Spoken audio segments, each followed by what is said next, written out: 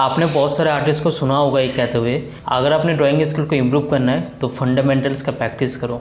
अभी ये फंडामेंटल्स असल में होते क्या है, देखो जो भी आप आर्ट वर्क बनाते हो, ठीक है, मान लो ये मुझे आर्ट वर्क बनाना है, तो इसको बनाने के लिए जो मैं लाइंस, एंगल्स, पर्सपेक्टिव, प्रोपोर्शन जो भी मैं यूज़ करूँगा, ठीक है, मतलब जिसका यूज़ करके मैं अपने आर्ट वर्क को बनाऊँगा उसको कहते हैं फंडामेंटल्स। ओके, अभी प्रिंसिपल्स क्या होता है, क्योंकि फंडामेंटल्स के साथ आपको प्रिंसिपल्स को भी स्टडी करना होता है। अभी ये प्रिंसिपल्स होता है क्या है, यहाँ पर देखो एक डायरेक्शन से लाइट आ रहा है। ओके, तो यहाँ से जो लाइट आ रहा है तो आप नोटिस करो ये एरिया, जो एरिया लाइट को फेस कर रहा है बस उसमें लाइट एरिया फॉर्म हो रहा है।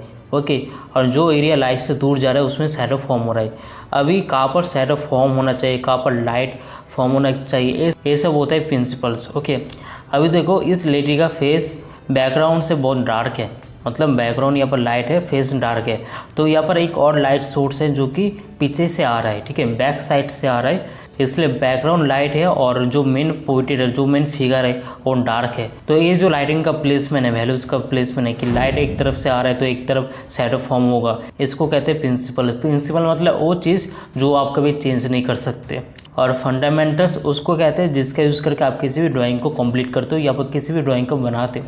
जैसे यहाँ पर अगर शेडिंग करना है तो आप वैल्यूज़ को देखोगे, तो ये जो लाइन आप यूज़ करोगे इस ड्राइंग में, इस एंगल में लाइन जा रहा है, फिर इस एंगल में लाइन जा रहा है। ओके, जो शेप अब यहाँ पर बनाओगे, आइज के लिए एक शेप, नोज़ के लिए यहाँ पर ऐसा शेप बनेगा, ठीक है, ये सब कुछ आपका आता है फंडामेंटल्स के ऊपर। ओके, इसको कहते हैं ड्राइंग फंडामेंटल्स, और इन फंडामेंटल्स को प्रैक्टिस करने से ही आपका ड्राइंग इम्प्रूव होता है। लेकिन इसमें भी एक ऐसा चीज़ आता है जिसको अगर आपने प्रैक्टिस नहीं किया तो आप जितना भी उसमें शेडिंग कर लो, कलरिंग कर लो, आपका ड्राइंग कभी भी इम्प्रूव नहीं होगा, कभी भी वो अच्छा दिखेगा नहीं। वो है प्रोपोर्शन, एंड प्रोपोर्शन में सबका मिस्टेक होता है, इसलिए सबका वर्क इस टाइप का बन जाता है, ठीक है। यहाँ पर आपका प्रोपोर्शन में मिस्टेक है, उसके बाद आता है आपका लाइन्स, एंगल्स, ठीक है, लेकिन उससे पहले प्रोपोर्शन। सो आज के इस वीडियो में मैं ओल्ड मास्टर का आर्टवर्क लूँगा और इसका यूज़ करके हम लोग प्रोपोर्शन का स्टडी करेंगे। अभी यहाँ पर मैं ओल्ड मास्टर का क्यों ले रहा हूँ और इसका यूज़ करके क्यों प्रोपोर्शन को स्टडी कर रहा हूँ, सब कुछ मैं इस लेसन में बताऊंगा आपको। अगर आपको भी अपने ड्राइंग स्किल को इम्प्रूव करना है और ये भी जानना है कि ओल्ड मास्टर के वर्क को क्यों स्टडी करना है, इससे क्या बेनिफिट होगा, तो इस पूरे लेसन को एंड तक जरूर देखना। वीडियो को शुरू करने से पहले आप सबको एक इम्पोर्टेंट अपडेट देना चाहता हूँ। मैंने अपना एक पोएट्री सीरीज लॉन्च किया है जो कि मैं आप सबको देने वाला हूँ फ्री में, और उस सीरीज के अंदर मैंने वो सारा टेक्निक शेयर किया है जिसने मुझे हेल्प किया अपने पोर्ट्रेट को इम्प्रूव करने में। सीरीज के अंदर आपको मटेरियल्स, फ्री एंड ड्राइंग कैसे करना है, और साथ में 2 ऐसा बेसिकल सेटिंग टेक्निक मैंने बताया है जो मैं खुद यूज़ करता हूँ अपने पोर्ट्रेट ड्राइंग में। और कमाल की बात है मैं कोई भी प्रिंटिंग टूल्स का यूज़ नहीं करता, बस पेंसिल का यूज़ करके मैं इस टाइप का सेटिंग करता हूँ। और सीरीज़ के इनमें एक छोटा सा पोर्ट्रेट सेटिंग डेमो भी मिलेगा आपको।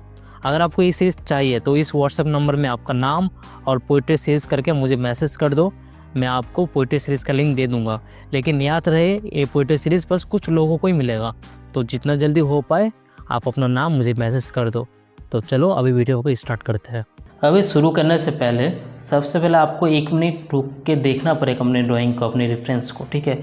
जो आप ड्रॉ कर रहे हो वो कैसा है, ठीक है, मतलब किस एंगल में जा रहा है, आपको किस पार्ट को शुरू में करना है, सब कुछ आपको देख के पहले सोचना पड़ेगा अपने दिमाग में। इसीलिए कहते हैं कि ड्राइंग का शुरुआत हाथों से नहीं अपने देखने से होता है। अगर आपने सही से देखा और सही से सोचा कि कैसे ड्रॉ करना है तब आप आराम से सही से ड्रॉ कर लोगे, ठीक। तो यहाँ पर मैं प्रोपोर्शन को चेक कर रहा हूँ, देखो एक एक पार्ट में यहाँ पर कि फेस कहाँ पर आएगा, ठीक है, ये फेस कहाँ तक आना चाहिए, कितना लंबा होना चाहिए, इसका एंगल क्या है, ओके, सब कुछ फंडामेंटल्स है, ठीक है। ए लाइन किस एंगल में जाएगा, फिर ए लाइन कहाँ तक आएगा, ठीक है, सब कुछ फंडामेंटल्स है, ठीक है। और यहाँ पर मेन चीज़, यहाँ पर मैं प्रोपोर्शन को देख रहा हूँ, तो ए नेक का लाइन कितना लंबा होगा, ठीक है, फिर ए लाइन, ए शोल्डर लाइन कितना लंबा होगा। और यहाँ पर आप देख रहे हो मैं सिंप्लीफाई कर रहा हूँ, सिंपल लाइंस में सिंप्लीफाई कर रहा हूँ बस। अभी यहाँ पर मैंने नॉर्मल एक पोर्ट्रेट नहीं लिया, एक कॉम्पोजिशन है पूरा, तो यहाँ पर एक और फेस आ रहा है बच्चे का। तो अभी सोचो कि इसके अकॉर्डिंग इस बच्चे का फेस कहाँ तक आना चाहिए, सोचो अपने दिमाग में, ठीक है। थोड़ा दिमाग को भी कस दो, ठीक है, दिमाग को भी थोड़ा काम कराओ, सोचो कि क्या कहाँ पर आना चाहिए, कहाँ तक आना चाहिए, ओके। सो मैं सोच रहा हूँ कि अगर मेरा आइज़ का पार्ट यहाँ पर आ रहा है तो आइज़ से थोड़ा नीचे, बस यहाँ से इस बच्चे का हेड जा रहा है। ओके, अभी बच्चे का हेड क्या है ना, वो नॉर्मल एडल्ट से थोड़ा छोटा होता है, ठीक है, लेकिन थोड़ा मोटा होता है, मतलब थोड़ा इस पेयर टाइप का थोड़ा ज़्यादा होता है। ओके, और जो एडल्ट होते हैं उनका थोड़ा लंबा हो जाता है फेस, ओके, एज के अकॉर्डिंग। ओके, तो उस चीज़ को यहाँ पर ध्यान में रखना है। ये जो मैंने यहाँ पर एक स्क्वायर टाइप का ड्रॉ किया है, ठीक है, इससे ही ये फील आएगा कि एक बच्चे का फेस है। अगर मैंने इसको ऐसे लंबा करता है, इसको अगर थोड़ा और लंबा कर दूँ तो वो फीलिंग नहीं आएगा कि ये बच्चे का फेस है, ठीक है।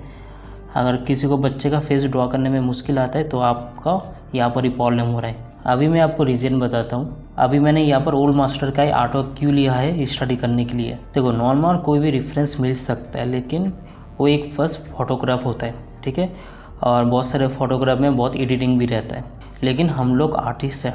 अगर आप भी इस वीडियो को देख रहे हो तो आई गेस कि आपको भी इन फ्यूचर आर्ट में कुछ बड़ा करना है, आर्ट के फील्ड में आपको भी अपना नाम बनाना है, राइट।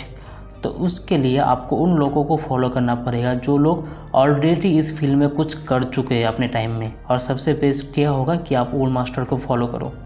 और ओल्ड मास्टर में ऐसा नहीं कि आपको फॉरेन के मास्टर को फॉलो करना है, इंडियन में भी बहुत सारे ऐसे आर्टिस्ट हैं जिनका काम बहुत अच्छा है। और मैं अगर अपना पर्सनल बात करूं तो मुझे राजा रवि वर्मा का पेंटिंग बहुत अच्छा लगता है। मतलब जो फॉरेन्स के आर्टिस्ट हैं, जो ओल्ड मास्टर है, उनसे भी ज़्यादा अच्छा, उनसे भी ज़्यादा इंस्पिरेशन मुझे राजा रवि वर्मा के पेंटिंग से आता है। क्योंकि राजा वर्मा का पेंटिंग बस एक पेंटिंग नहीं है, वो हम लोगों का हिस्ट्री है। उनका बहुत सारे ऐसे पेंटिंग हैं जो कि हम लोगों का स्क्रिप्चर से इंस्पायर होकर उन्होंने बनाया है, ठीक है। उनमें से एक बहुत फेमस है शकुंतला का, माँ सरस्वती का पेंटिंग, ठीक है, कुछ उन्होंने पेंटिंग बनाया है। अगर आपने राजा वर्मा का पेंटिंग अभी तक स्टडी नहीं किया है, नहीं देखा है, तो उसको ज़रूर देखना। और उनके ऊपर एक मूवी भी रिलीज़ हुआ है, ठीक है, रंग रसिया नाम का एक मूवी है। तो मैं आप सबको सजेस्ट करूँगा कि आप उसको भी देख सकते हो, क्योंकि उससे आपको राजा वर्मा का बायोग्राफी के बारे में पता चलेगा, उनका क्या स्ट्रगल था, भगवान को कैसे इंसान के साथ उन्होंने कनेक्ट किया है, सब कुछ आप वहाँ पर जान पाओगे, ठीक है। तो मैं आप सबको सजेस्ट करूँगा कि आप वो मूवी देख सकते हो, ठीक है, बहुत अच्छा मूवी है। इवन कि आप चाहो तो उनका आर्ट वर्क से भी आप स्टडी कर सकते हो। और अगर आप बोलो तो मैं उनका भी आर्ट वर्क को स्टडी करके दिखाऊंगा। जैसे यहाँ पर मैं किसी और ओल्ड मास्टर का आर्ट वर्क ले रहा हूँ, तो वहाँ पर हम लोग राजा रवि वर्मा का आर्ट वर्क लेके भी स्टडी करेंगे। लेकिन उसके लिए मुझे इस वीडियो में एटलीस्ट 200 लाइक चाहिए। अगर आपने 200 लाइक कर दिया तो मैं नेक्स्ट वीडियो राजा वर्मा के ऊपर बनाऊंगा, ठीक है। उनके पेंटिंग को लेके, उनके आर्ट वर्क को लेके हम लोग स्टडी करेंगे। तो ज़रूर आप लोग 200 लाइक कर देना। तो अभी इसमें बात करते हैं, चलो। तो देखो, यहाँ पर जैसे मैं कर रहा हूँ, एक एक चीज़ को यहाँ पर मैं सोच रहा हूँ, ठीक है। अभी कोई मैं मेजर नहीं कर रहा हूँ, डायरेक्ट ऑब्जर्वेशन से काम हो रहा है यहाँ पर। अगर मिस्टेक भी हो जाए फिर भी कोई बात नहीं, मिटा के ठीक करो, ठीक है। और यहाँ पर आप स्टडी कर रहे हो, आप ओल्ड मास्टर को स्टडी कर रहे हो, तो इनका कॉम्पोजिशन आप समझ रहे हो कि फेस के अकॉर्डिंग हाथ कितना बड़ा होना चाहिए, एक बच्चे के अकॉर्डिंग एक एडल्ट का फेस कितना बड़ा होना चाहिए, बच्चे का फेस का फीलिंग कैसे लाना है, सब कुछ यहाँ पर आप स्टडी कर रहे हो, ठीक है। और यहाँ पर जो मैं हाथ बना रहा हूँ, सो यहाँ पर हैंड फेस के अकॉर्डिंग कितना बड़ा होना चाहिए, सब कुछ यहाँ पर मैं देख के एनालाइज करके स्टडी कर रहा हूँ, ठीक है। और आपको भी ऐसे कॉम्पोजिशन को स्टडी करना है। आप भी ओल्ड मास्टर का आर्ट वर्क को निकालो, ठीक है, और जैसे मैं बता रहा हूँ ऐसे स्टडी करो, ओके। अभी देखो, ये नोज़ कहाँ पर आएगा, यहाँ पर आएंगे, ठीक है। लिप्स ऑलमोस्ट इस एरिया में आ रहा है, लिप्स यहाँ पर लिप्स आ रहे हैं, फिर ये चिन का एरिया। अभी इस बच्चे का आइज़ कहाँ पर आ रहा है, तो देखो इस एरिया में आइज़ आ रहा है, ठीक है, यहाँ से आके ऐसे टर्न हुआ है, ओके। अब ये इसका फेस इस एंगल में मुड़ा हुआ है, ओके। फिर यहाँ पर नोज़ बच्चे का एंड लिप्स। अगर आप अपने ड्राइंग स्किल को और इम्प्रूव करना चाहते हो और आप चाहते हो कि कोई आपको गाइड करे, कोई आपको बताए कि कैसे प्रैक्टिस करना है, क्या प्रैक्टिस करना है, और सब कुछ आपको स्टेप बाय स्टेप प्रैक्टिस करके दिखाए, तो आप मेरा कोर्स ज्वाइन कर सकते हो। मैं अपने कोर्स में सब कुछ स्टेप बाय स्टेप सिखाता हूँ और इसमें आपको बेसिक से लेकर एडवांस लेवल तक सब कुछ सीखने के लिए मिलता है। यहाँ पर मैं कुछ अपने स्टूडेंट का काम शेयर कर रहा हूँ। ये मेरा पोर्ट्रेट कोर्स का स्टूडेंट का काम है। तो यहाँ पर आप देख पा रहे हो कि कुछ महीने के अंदर ही उन्होंने अपने स्किल को कितने इम्प्रूव किया है। और इस कोर्स में बस आप शेडिंग ही नहीं सीखते, आप ये भी सीखते हो कि किसी भी पोर्ट्रेट को कैसे फ्री एंड ड्रॉ करते हैं, और साथ में फीचर्स को एनाटॉमिकल लेवल में कैसे स्टडी किया जाता है, और साथ में शेडिंग का डेमोन्स्ट्रेशन भी है इसमें। अगर आपको इंटरेस्ट है तो आप इसको ज्वाइन कर सकते हो। और इसके साथ मैं स्टिल लाइफ कोर्स और पेन स्केचिंग कोर्स भी प्रोवाइड करता हूँ। तो अगर आप आर्ट को नया नया सीख रहे हो और इसमें पूरा बिगिनर हो तो आप मेरे इन कोर्स को ले सकते हो। इसमें आपको बेसिक लेवल में सब कुछ सिखाया जाएगा आर्ट के बारे में। कैसे फ्री हैंड ड्रॉ करते, कैसे स्केचिंग करते, सब कुछ आप सीखोगे। अगर किसी भी कोर्स के बारे में आपको और डिटेल चाहिए तो इस व्हाट्सएप नंबर में कोर्स का नाम लिख के मुझे सेंड कर दो, मैं कोर्स का डिटेल आपको सेंड कर दूँगा। तो देखो ये जो मैंने कुछ लाइंस लिया है, कुछ मार्किंग लिया है, इससे ही आपको फील आ रहा है कि ये एक एडल्ट का फेस है और ये एक बच्चे का फेस है, ठीक है। तो वो इसलिए आ रहा है क्योंकि यहाँ पर मेरा प्रोपोर्शन सही है, ठीक है। प्रोपोर्शन मैंने सही से किया है, मार्किंग भी मैंने सही से किया है, ठीक है।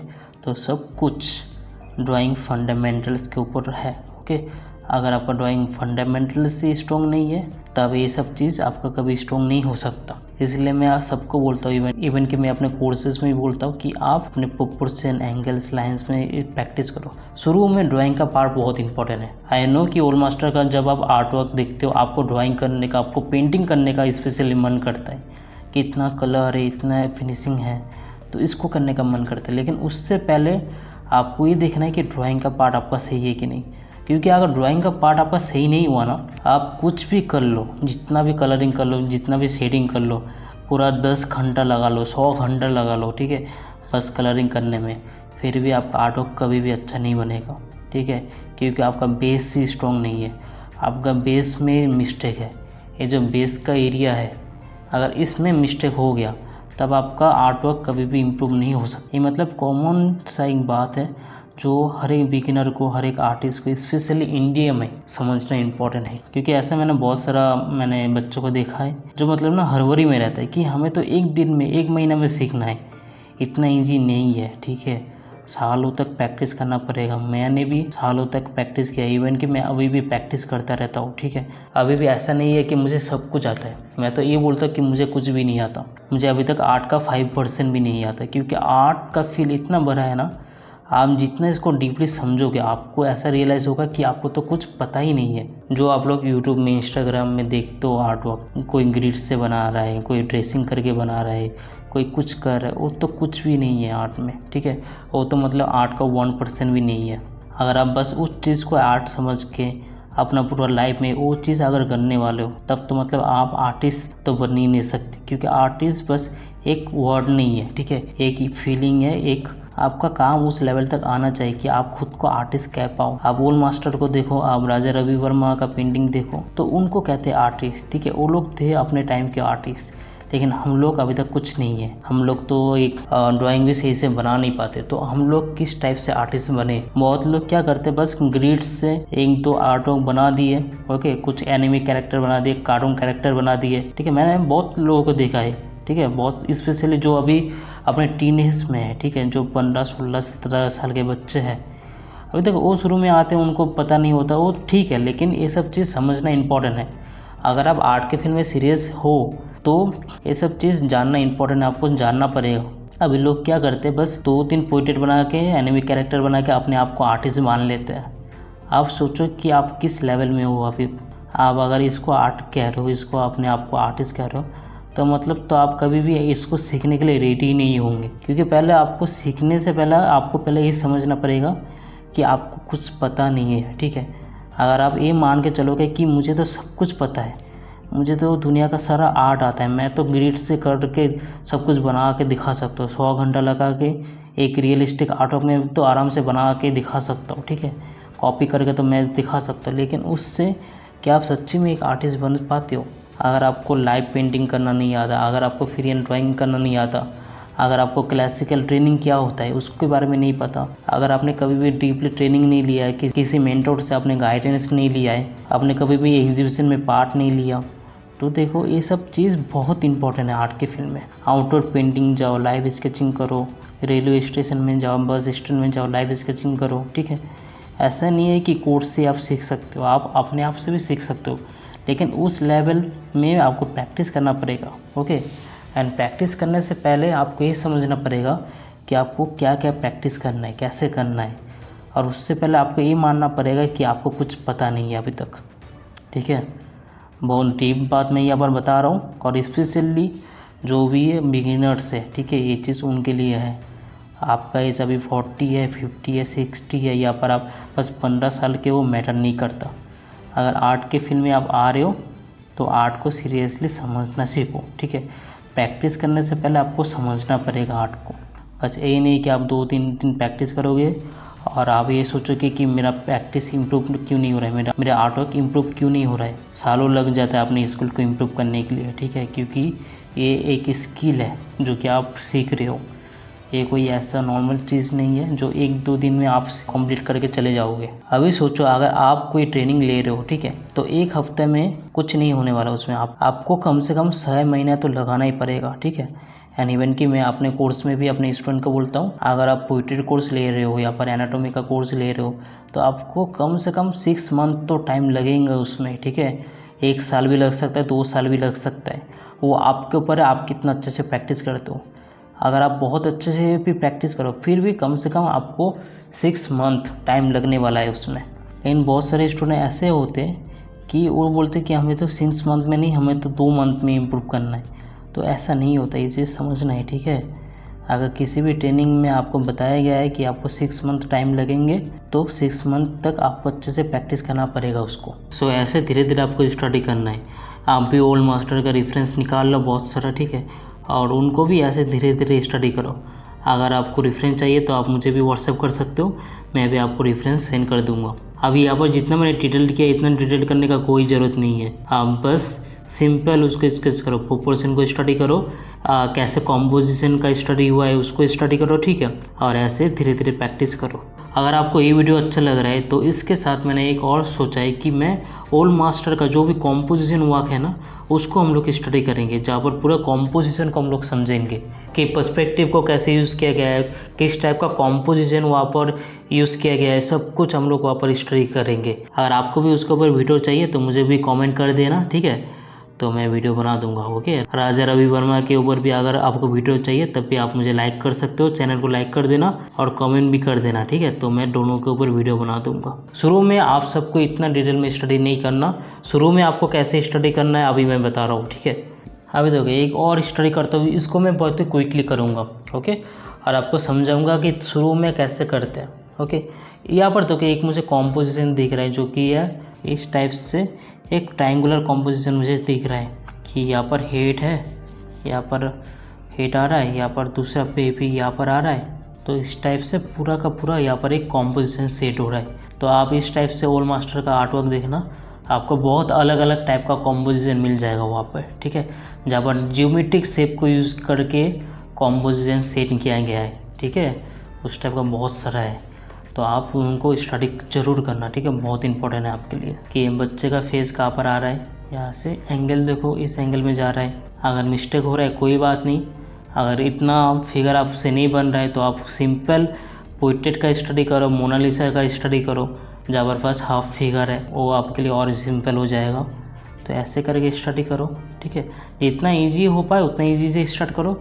कोई ज़रूरत नहीं है कि हार्ड से आपको स्टडी करना है। अगर आपको और भी डिटेल में स्केचिंग सीखना है तो आप मुझे कांटेक्ट कर सकते हो, आप मेरा कोर्सेज़ भी ले सकते हो, स्केचिंग का कोर्सेज, जहाँ पर मैंने और भी डिटेल में अलग अलग स्केचिंग अलग अलग टाइप से मैंने सिखाया है, ठीक है, तो सब भी आप ले सकते हो, जहाँ पर आप animal sketching, house sketching, urban sketching, portrait sketching, female figure, main figure सब स्केचिंग आप सीखोगे, ठीक है, उसको भी आप ले और भी डिटेल में अपने ट्रेनिंग को अपने लर्निंग को कंटिन्यू कर सकते हो, ठीक है, क्योंकि मेन चीज़ वही है कि आपको सीखना है। ऐसा सिंपल एक मैंने प्रोपोर्शन पहले बना लिया, ओके। अभी इसके बाद मैं धीरे धीरे इसमें डिटेल करूँगा, एक एक चीज़ धीरे धीरे इसमें और ऐड करूँगा, कितना लंबा होना चाहिए, ठीक है, एक दूसरे के कंपेयर में कौन सा चीज़ कितना लंबा होगा, सब कुछ मार्क कर लिया। अभी धीरे धीरे यहाँ पर मैं और भी चीज़ ऐड कर रहा हूँ, ओके ओके। अभी धीरे धीरे यहाँ पर मैं कर्व्स ऐड कर रहा हूँ। शुरू में मैंने क्या किया, सिंप्लीफाई करने के टाइम मैंने सिंपल स्ट्रेट लाइन का यूज़ किया, ओके, जैसे हम लोग ब्लॉकिंग में करते हैं, सिंपल स्ट्रेट लाइन से आपको अपने आर्टवर्क को, अपने कॉम्पोजिशन को, ठीक है, अपने रेफरेंस आपको सिंप्लीफाई करना है। सिंप्लीफाई होने के बाद अब धीरे धीरे यहाँ पर मैं कर्व्स लाइन ऐड कर रहा हूँ, ताकि और भी यहाँ पर डिटेल्स और भी जो कर्व्स है और भी जो फॉर्म है उसको निकाल सकूँ मैं। लेकिन मेन यहाँ पर जो आपका स्टडी करने का पार्ट है वो है आपका प्रोपोर्शन, कि इस फेस के अकॉर्डिंग इसका फेस कितना बड़ा होना चाहिए। अगर आप यूट्यूब से देख रहे हो तो मैं तो 100% बोलूँगा, अगर आप इसको प्रैक्टिस भी करोगे, बहुत लोग तो ऐसा होते हैं कि प्रैक्टिस करते ही नहीं, और इतना बड़ा बड़ा लेसन्स तो बहुत लोग ओपन ही नहीं करते, ठीक है, क्योंकि हम लोग सोशल मीडिया में सोचते हैं कि हमें तो एंजॉय करना है, हमें तो टाइम पास करना है, ठीक है, सीखने के लिए हम लोग नहीं आते उतना, तो होता है इसमें हम लोग कुछ कर नहीं सकते। ओके, लेकिन जिनको सीखना है वो लोग तो सीखते ही है, लेकिन उनमें से भी बहुत लोग ऐसे जो बस वीडियो को देख के छोड़ देते हैं। अगर कुछ ने प्रैक्टिस भी किया तो बहुत ही मुश्किल से 1 बार 2 बार प्रैक्टिस करेंगे। वीडियो को बार बार ओपन करके बार बार वीडियो को देख के बार बार प्रैक्टिस करना जो होता है वो कोई भी नहीं करता, क्योंकि हमें यूट्यूब में मिल रहा है, हमें फ्री में मिल रहा है, हम लोग उतना मेहनत क्यों करें, ठीक है। अगर ये सेम चीज़ मैं 10,000 लेके एक ट्रेनिंग में सिखाता तब आप हो सकता है आप सीखते, क्योंकि वहाँ पर आपने पैसा दिया है। इसी कारण से ट्रेनिंग लिया जाता है कि वहाँ पर आप पैसा देते हो तो आप उसको वैल्यू करते हो और आप उसमें सीरियसली प्रैक्टिस करते हो, ठीक है। लेकिन जो आपको फ्री में मिल रहा है आप उसको उतना वैल्यू नहीं करते, ठीक है। ये रियलिटी है, इसमें कोई ऐसा नहीं है कि बस आप ही करते हो, ये ह्यूमन का नेचर ही है। लेकिन मैं आप सबको बोलूँगा कि आपको अगर मिल रहा है इस टाइप का वीडियो जिसको जब मन जाए तब आप ओपन करके देख के स्टडी कर सकते हो, तो ज़रूर इसको करना। और जो भी मैं यहाँ पर बता रहा हूँ इसको घर में भी प्रैक्टिस ज़रूर करना, ठीक है। इस लेसन को देखने के बाद इस टाइप का ओल्ड मास्टर का रेफरेंस लो, आप मुझे व्हाट्सअप कर दो, मैं आपको रेफरेंस सेंड कर दूँगा तुरंत, फिर आप घर में बैठ के भी प्रैक्टिस करो, ठीक है। हर हफ्ते मैं वीडियो लाता हूँ, तो मेरे वीडियो को देख के आप प्रैक्टिस कर सकते हो घर में। और अगर आपको डिटेल में और ट्रेनिंग चाहिए और डिटेल में सीखना है, गाइडेंस के साथ सीखना है, तो आप मुझे कोर्स के लिए भी कांटेक्ट कर सकते हो। जो मैंने पहले स्केचिंग में डिटेल में काम किया है थोड़ा उतना नहीं करना होगा, आपको सिंपल बस इतना ही करके छोड़ देना है इसको। जितना सिंपल आप शुरू में रखते हो इसको उतना ही अच्छा होता है, ठीक है। तो इसको सिंपल रखो, ठीक है। इस पैर को देखो मैंने बस ऐसे करके छोड़ दिया, कुछ ज़्यादा यहाँ पर मैं करूँगा नहीं। तो यहाँ पर आपको 2 चीज़ दिख रहा है, एक जहाँ पर मैंने थोड़ा ज़्यादा टाइम लेके आइस नो स्लीप्स को स्टडी किया, थोड़ा यहाँ पर मैंने लाइट एंड शैडो को स्टडी किया, ओके। और सिंपल 2 वैल्यू स्टडी में इसको मैंने हल्का सेट किया है, ओके। बस 2 वैल्यू, एक लाइट एक डार्क, ओके, बस इतना ही आपको इस लेवल में करना है, ठीक है। जहाँ पर आप बस composition, line, angle, perspective in सब को ध्यान में रखते हुए आप बस स्केचिंग करोगे इस टाइप से। अगर आप इन सारे पॉइंट को ध्यान में रखते हुए प्रैक्टिस करते हो तो आपका फंडामेंटल्स अपने आप इम्प्रूव होता है। आज का लेसन यहाँ पर ख़त्म करता हूँ मैं। अगर आपको और भी डिटेल में सीखना है तो आप मुझे कांटेक्ट करना, ओके। और अभी के लिए आप मेरे इन वीडियो को देख सकते हो, ठीक है। तो ज़रूर फिर से मिलेंगे नेक्स्ट लेसन में, ओके। तो मन लगा के इसको प्रैक्टिस करो। Thank you so much everyone.